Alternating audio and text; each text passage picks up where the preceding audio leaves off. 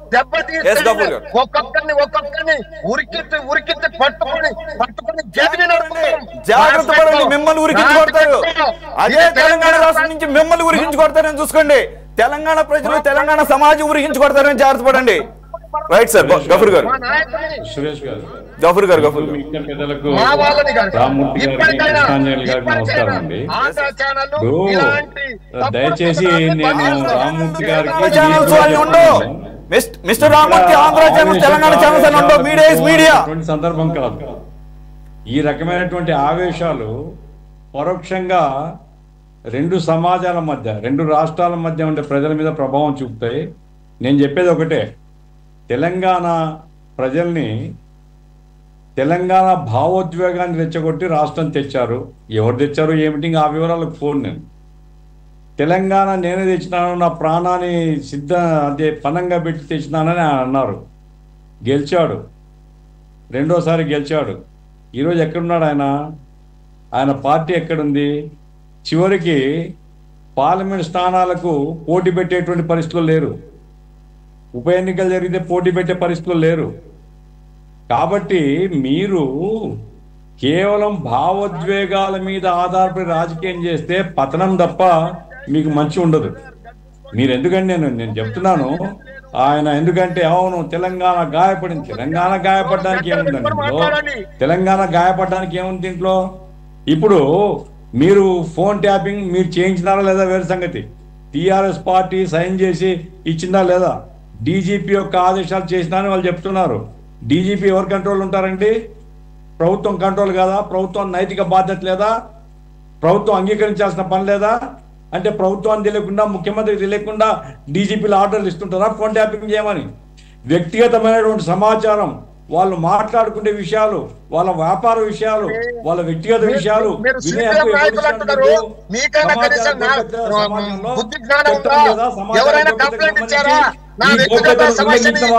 నేరస్తులు కాదా? అందులో కేటీఆర్ ఉంటే అతీతుడు అయిపోతాడా? కేటీఆర్ ఉంటే అతీతుడు అయిపోతాడా? ఎవరైనా కానీ చట్టం ముందు సమానమే. కేసీఆర్ కానీ చట్టం ముందు సమానం తప్ప అతీతమైన చట్టం, ప్రత్యేకమైన చట్టం వాళ్ళకి ఏం లేదు. కాబట్టి గాయపడిన హృదయాలు తెలంగాణ వాళ్ళవే. షర్మిల గారి ఫోన్ కూడా ట్యాప్ అయిందని అన్నారు. ఇంకా ఎవరెవరో ఆంధ్ర వాళ్ళు ట్యాప్ అయ్యిందో అది వేరే సంగతి. తెలంగాణ వాళ్ళే కదా రేవంత్ రెడ్డి, మీ తెలంగాణ వాడే. తెలంగాణ వాళ్ళ ఫోన్లే ట్యాప్ అయినాయి. వ్యాపార విషయాలు ట్యాప్ చేసినారు, రియల్ ఎస్టేట్ విషయాలు ట్యాప్ చేసినారు. ఈ రకంగా సంపన్నులు ఎవరు, వాళ్ళ వీక్నెస్ ఏమిటి, వాళ్ళ సంభాషణలో కనుక్కొని బ్లాక్మెయిల్ చేసే అధికారం ఎవరికైనా ఉందా? కాబట్టి అంత ఉలిక్కిపాటు అవసరం లేదు. నేను చెప్పేది ఏమిటంటే విచారణ జరుగుతుంది. విచారణలో మీరు ఏం చెప్పినప్పటికీ సమాచార గోప్యతను ఉల్లంఘించే వాళ్ళతో చట్టం ముందు దోషులుగా నిలబడాల్సిందే. దీనికి రాష్ట్రము, భాష, ప్రాంతము సంబంధం లేదు. ఇంకా చాలా విషయాలు. ఇప్పుడు మీ తెలంగాణ ఆమెనే ఎవరు ఎమ్మెల్యే, ఆమె కాంగ్రెస్ ఎమ్మెల్యే, ఆమె చెప్పిన మాట నేనే చెప్పడంలే. ఇట్లాంటివన్నీ మీ తెలంగాణకు సంబంధించిందే కదా. కాబట్టి దయచేసి ప్రాంతాలను లాగొద్దు. ఆ వంశీ తెలంగాణ ఆంధ్రవాడ లేదా ఛానల్ ఎవరిది అవసరం లేదండి. ఒక ఛానల్ వైలేట్ చేస్తే ప్రెస్ కౌన్సిల్కు మన చంద్రశేఖరరావు గారికి చాలా తెలివి ఉంది. చంద్రశేఖరరావు గారు చాలా అనుభవం ఉంది. కేంద్రంలో మంత్రిగా పనిచేశాడు. ప్రెస్ కౌన్సిల్ కంప్లైంట్ చేయొచ్చు, లేకపోతే కోర్టులో కేసు చేయొచ్చు. ఇప్పుడు ఏమంటున్నారు జగదీష్ రెడ్డి గారు? కొంచెం వినండి, రామ్మూర్తి గారు కొంచెం వినండి. జగదీష్ రెడ్డి గారు చెప్పిన దాన్ని మీరు నేను పూర్తిగా బలపరుస్తాను అన్నారు. జగదీష్ రెడ్డి గారు ఏమంటున్నారు? బిన్ లాడెన్ వెతికినట్టు వెతుకుతాము అంటే ఏమిటి? బిన్ లాడెన్ ఏం చేసినారు? అమెరికా వాళ్ళు ఏం చేసినారు సార్? చంపేసినారు. అంటే మీరు కూడా చంపేస్తారా? అదేనా మీ ఉద్దేశం? అదే మీ లక్ష్యమా? ఎందుకండి ఇది? జగదీశ్వర్ రెడ్డి గారు ఫ్రస్ట్రేషన్లో మాట్లాడినారు. ఆ రకంగా మాట్లాడడం మంచిది కాదు. ఆయన వంశీ గారో లేకుంటే మహా టీవీలో పొరపాటు చేస్తే ఇది మేము ఉద్దేశపూర్వకంగా దాడి చేయలేదా, ఎవరో రెచ్చిపోయినారు, ఇది భవిష్యత్తు వాళ్ళు కూడా జాగ్రత్తగా ఉండాలా, మేము కూడా మా క్యాడర్ చెప్పుకుంటాము, వయలేట్ చేస్తే మేము కేసు ఇస్తామని చెప్పొచ్చు. అది రైట్, ఎవరు చెప్పినా అభ్యంతరం లేదు. అంతే తప్ప ఒక ఇన్సిడెంట్ను పట్టుకొని ఇక దాన్ని రెండు ప్రాంతాల మధ్య విద్వేషాలు, రెండు రాష్ట్రాల ప్రజల మధ్య విద్వేషాలకు పోయే పద్ధతిలో మనం సీన్ తయారు చేయడం ఎవరికి మంచిది కాదు. దయచేసి రిస్టైన్ కాండి. మీరు ఆ పర్టికులర్ కేసు విషయంలో మీరు ఏమైనా మాట్లాడదలుచుకుంటే మాట్లాడండి, లేదా మీరు కేసు వేయదలుచుకుంటే మీరు వేయండి, అభ్యంతరం లేదు. వాళ్ళు వాళ్ళ దగ్గర ఆధారం సమర్థించుకుంటారు, లేకుంటే లేదు. అయితే ఫోన్ ట్యాపింగ్ మాత్రం అప్రజాస్వామికము. ఎవరు చేసినా, చంద్రబాబు చేయడం లేదా? చంద్రబాబు చేసి కరెక్ట్ అవుతుందా? ఏం చంద్రబాబు జాగిరా రాష్ట్రము లేదా కేసీఆర్ జాగిరా రాష్ట్రము? ఇది పాత కాలంలో గూఢచారులు పెట్టి వ్యక్తిగత రహస్యాలు కనుక్కునే కాలం కాదండి. ఇది సమాచార గోప్యత, ప్రతి వ్యక్తికి హక్కు ఉంది. కాబట్టి ఒక వ్యక్తి యొక్క అనుమతి లేకుండా అతని సంభాషణ వినడం కానీ, అతని రహస్యాల్ని కనుక్కునే ప్రయత్నం చేయడం కానీ ఏ ప్రభుత్వమైనా, మీరే కాదు ఏ ప్రభుత్వానికి కూడా అధికారం లేదు. అది తప్పనిసరిగా మీరు జవాబుదారు కావాల్సిందే. సుప్రీంకోర్టులో ఆ కేసు పోతుందంటున్నారు. సుప్రీంకోర్టు పోతే మీకు కూడా వార్తలు పడతాయి ఎవరైతే బాధ్యులుగా ఉన్నారు. కేటీఆర్ ఆర్డర్ ఇచ్చినారా, కేసీఆర్ ఆర్డర్ నాకేం తెలియదు. ఎవరిచ్చినా కానీ ఎవరైతే బాధ్యులుగా ఉంటారో తప్పనిసరిగా మ్యూజిక్ ఫేస్ చేయాల్సి ఉంటుంది మాత్రం చెప్పవచ్చు. రామ్మూర్తి గారు ఇప్పుడు గఫూర్ గారు మాట్లాడింది సిపిఎం పార్టీ నాయకుడు. అవును, సిపిఎం పార్టీ నాయకుడు వ్యక్తిగతంగా ఒకరి జీవితాలను చిన్నాభిన్నం చేసి మేమ్స్ పెడుతుంటే దాన్ని సమర్థిస్తాడు ఈయన పెద్ద మనిషి, ఈయన సిపిఎం పార్టీ.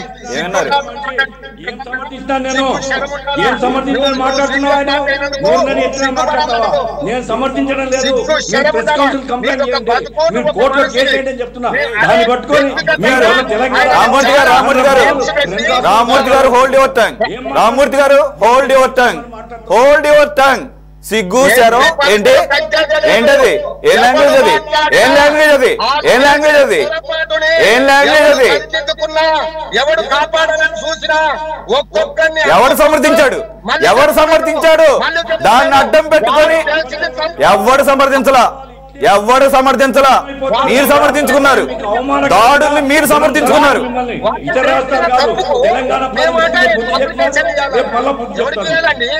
నా దగ్గర ఎవరు తిండి ఎవరి దగ్గర ఉన్నాడు? ఎవడెవడి దగ్గర ఉన్నాడు? ఏంటా బలుపు? ఏంటా బలుపు? ఎవడి దగ్గర ఎవడున్నాడు? ఎవడు తిండి ఎవడు తింటున్నాడు? ఎవరు తిండి ఎవడు తింటున్నాడు? మొన్న కవిత ఉంటుంది, మొన్న కవిత ఉంటుంది, మొన్న కవిత ఉంటుంది, మొన్న కవిత ఉంటుంది, మొన్న కవిత ఉంటుంది, మొన్న కవిత ఉంటుంది, మొన్న కవిత ఉంటుంది. ఏంటి ఆంధ్ర బిర్యానీయా? ఎలా ఉంటుందో మా నాన్న చెప్పాడా? ఎలా ఉంటుందో కేసీఆర్ చెప్పాడా?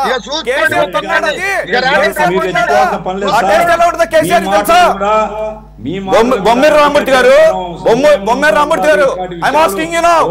ఒక్క నిమిషం సార్, ఒక్క నిమిషం, ఒక్క నిమిషం సార్, ఒక్క నిమిషం, ఒక్క నిమిషం. కేసీఆర్ కా టేస్ట్ ఎలా ఉంటుందో తెలుసా? కాదు కాదు, ఒక్క నిమిషం. నేను 1-2 సార్లు ప్రాంతీయ వేతలు రెచ్చగొట్టడం కాదు ఇది. కవిత మాట్లాడిన మాట ఇప్పుడేం సందర్భం? ఇప్పుడు ఎందుకు వచ్చింది ఆ మాట? ఏంటి ఆంధ్ర బిర్యానీ ఎలా ఉంటుందో కేసీఆర్ కి తెలుసా? ఆంధ్ర బిర్యానీ ఎలా ఉంటుందో చెప్పాడు అంటే కాదు. అది కేసీఆర్ టేస్ట్ చేశాడా? కేసీఆర్ అది ఎలా ఉంటుందో టేస్ట్ చేశాడా? అదే పేడలాగుంటుంది అన్నాడు కదా. ఆంధ్ర బిర్యానీ పేడలాగుంటుందని చెప్పేసి విదేశాలు రెచ్చగొట్టాడు. పేడ టేస్ట్ చేశాడా కేసీఆర్? పేడ తిన్నాడా అడుగుతున్నాను. ఇప్పుడు చెప్పు డైరెక్ట్ గా. కేసీఆర్ పేడ తిన్నాడా? టేస్ట్ తెలుసా? ఏంటా భాష? నీకు సిగ్గు శరం ఉంటే ఎవరికి? నీకుండాలి. డిబేట్ లోకి వచ్చి ఎలా మాట్లాడాలో తెలియకుండా నువ్వు ఒక టీవీలో చూపెడుతున్నావు అంటే నీ మీద ఎవరైనా అప్లికేషన్ ఇవ్వాలా?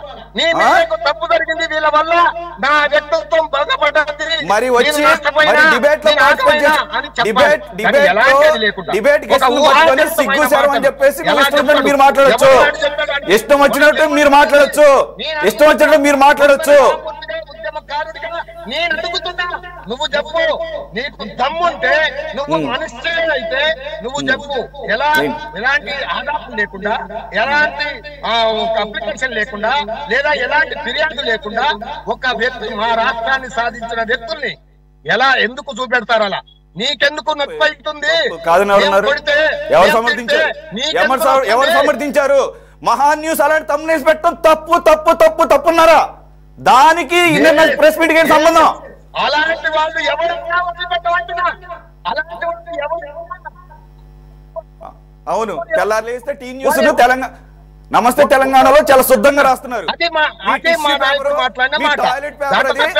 నమస్తే Telangana is nothing but toilet paper of BRS, nothing but tissue paper of BRS. ఎవరు తెలంగాణకు ఆపాదించొద్దు. Don't be so clever, don't be so clever, don't be smart. ప్రజలు చాలా smart, don't be so smart. మీరు ఈ మధ్య కాలంలో పదే పదే చేస్తున్నటువంటి ఆ వ్యాఖ్యలు మీ ఉద్దేశాలని చాటి చెప్తున్నాయి. బీఆర్ఎస్ అస్తిత్వాన్ని కోల్పోయింది. టీఆర్ఎస్ నుంచి బీఆర్ఎస్ గా మారి దేశాన్ని ఉద్ధరించడానికి బయలుదేరారు కదా. మిమ్మల్ని ఎక్కడ కూర్చోబెట్టాలో కూర్చోబెట్టారు కదా. దానికి ఇప్పుడు ఎలాగో ప్రజల దగ్గరికి వెళ్ళాలో తెలియక మీకు విద్వేషాలతో తప్ప మీకు రాజకీయాలు చేయడం రాదు. మీకు ప్రాంతీయ విద్వేషాలతో తప్ప మీకు రాజకీయాలు చేయడం చేత కాదు. Yes, sorry to say you don't know how to do the politics without communal unrest. మీకు అంతకన్నా మీకు చేత కాదు. అందు గురించే మీరు ఈ రకమైనటువంటి విద్వేషపూరితమైనటువంటి వ్యాఖ్యలు మళ్ళీ మొదలు పెట్టారు. కవిత వ్యాఖ్యలు తీసుకున్నా, జగదీష్ రెడ్డి వ్యాఖ్యలు తీసుకున్నా, ఆఖరికి మీ వ్యాఖ్యలు తీసుకున్నా సరే. కృష్ణానిల్ గారు, నేను బిఆర్ఎస్ నాయకుల్ని ఒక ప్రశ్న అడుగుతానండి. ఏమండి, ఒక్క మాట బిఆర్ఎస్ నాయకులు మాట్లాడారు కదా, మీరు చాలా ఆలోచన మాట్లాడారు. మీరు మాట్లాడతారు. అరే ఇక్కడ ఒక మనిషి మనోభావాన్ని ఎలాంటి ఆధారాలు లేకుండా నిశ్చితంగా చూపెడుతుంటే దాన్ని తప్పనక మా మాటలు తప్పంటారండి. దాన్ని మీరు పెద్దలా, మీరు విశ్లేషకులా, మీరు మాట్లాడడానికి వస్తారా?